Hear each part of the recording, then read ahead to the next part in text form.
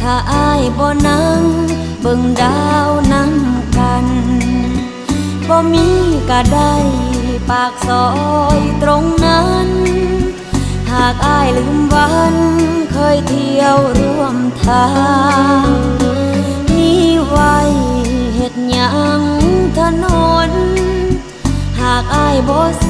นมาเดินเคียงข้างเมื่ออ้ายเลือกคนผู้มา